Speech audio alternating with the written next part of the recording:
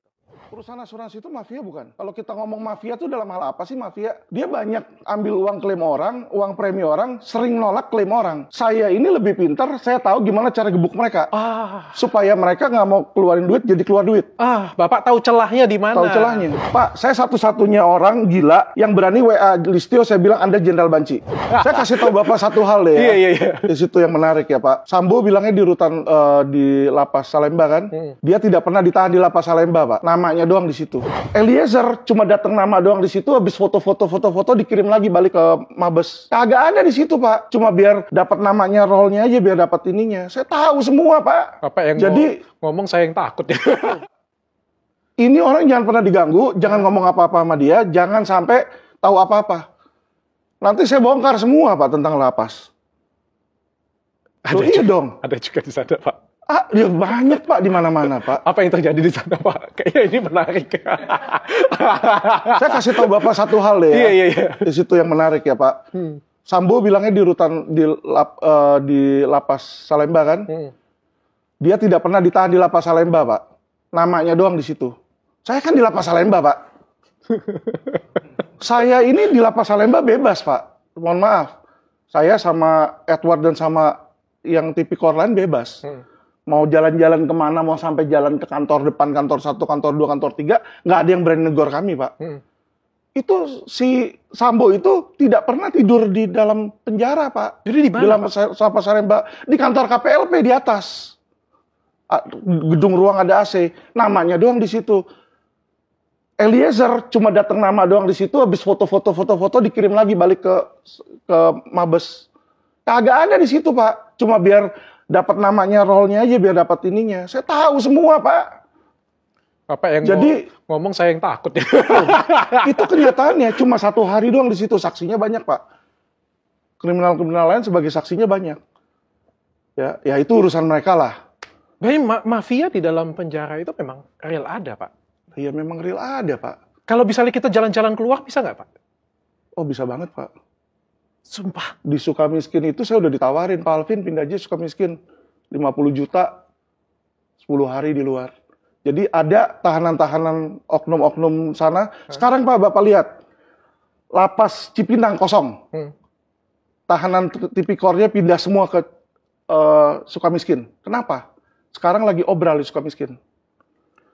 Surya Darmadi pindah ke sana kemarin. Ada 2-3 orang lah pindah ke sana, Pak. Beni Cokro pindah. Itu yang oknum-oknum gede. Karena di sana itu bebas, Pak. Bebas seperti apa nih, Pak? Di Sukamiskin. Wah, dia bisa keluar, bisa bebas di luar lah, Pak, intinya. Yang penting kalau nanti misalnya ada pemeriksaan atau apa, ya balik lagi di situ. Itulah makanya yang ada di tiap-tiap oknum-oknum banyak, Pak. Oknum di setiap pemerintahan ada, Pak. Makanya disitulah saya speak up. Saya bukan berbicara menjelek-jelekan orang-orang tertentu, tapi saya pengen hukum itu baik, itu aja. Supaya oknum itu diperbaiki oleh pemerintah. Bukan mau lawan pemerintah.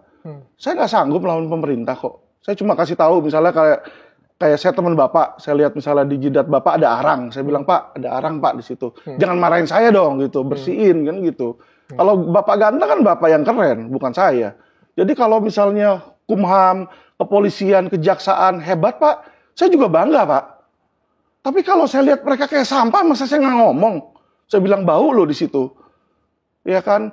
Bapak lihat aja, Firly Bahuri aja udah tersangka, mana ditahan, Pak? Mana ditahan? Sesama korps mau nahan. Napoleon Bonaparte habis kena suap sogok, ya kan ditahan, balik lagi ke korps, jadi jenderal bintang 2 lagi. Kan dagelan, Pak. Ya sudahlah, saya sudah bilang berkali-kali sama Pak Listio. Pak, saya satu-satunya orang gila yang berani WA Listio, saya bilang Anda Jenderal Banci. Saya bilang langsung ke orangnya. Bapak bilang kayak gitu? Loh iya, ini WA-nya. Dia balas loh, Pak. Apa dibalas siapa? Dibalas, saya Pak. penasaran Bapak balasnya dia apa? Lah bener, Pak.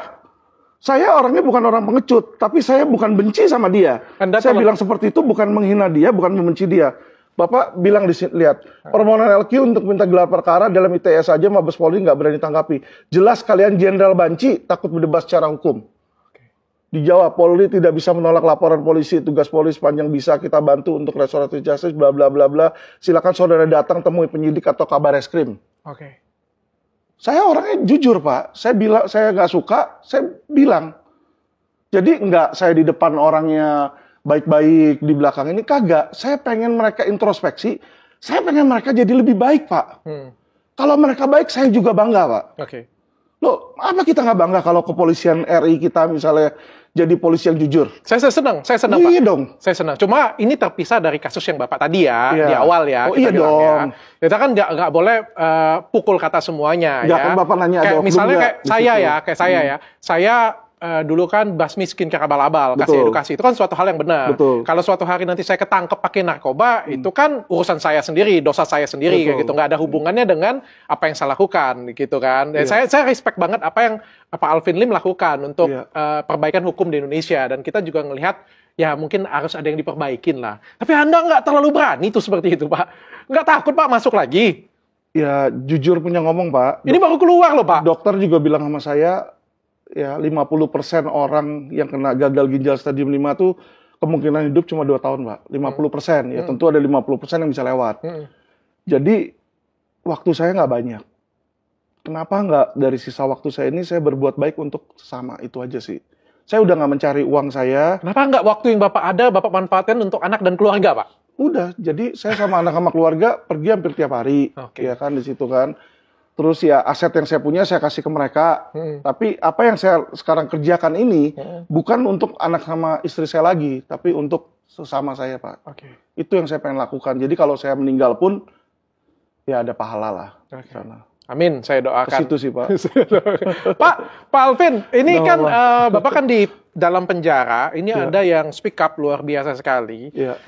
Saya ngelihatnya sih, kalau dari saya ya Pak ya, saya ngelihatnya luar biasa sih anak Bapak, Kate Victoria kan ketemu dengan saya Iya. juga ya Pak ya, sangat berani, luar biasa, saya Iya. kagum dan saya bangga banget.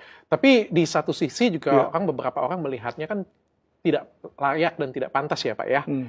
Bapak memanfaatkan anak Bapak untuk mencari simpati masyarakat. Tanggapan Bapak bagaimana? Nah, saya klarifikasi ya, Pak ya. Jadi nggak benar itu saya memanfaatkan anak saya. Kenapa? Saya nggak pernah nyuruh dia melakukan hal sesuatu yang tidak dia inginkan. Saya kasih tahu Bapak hal sepelenya aja, dia mau pacaran. Iya kan? Dia bilang sama saya, "Papi, aku mau pacaran." Saya bilang, "Saya sebenarnya nggak mau." Tapi dia bilang, "Papi, tolonglah gini-gini." Saya bilang, "Ya udah.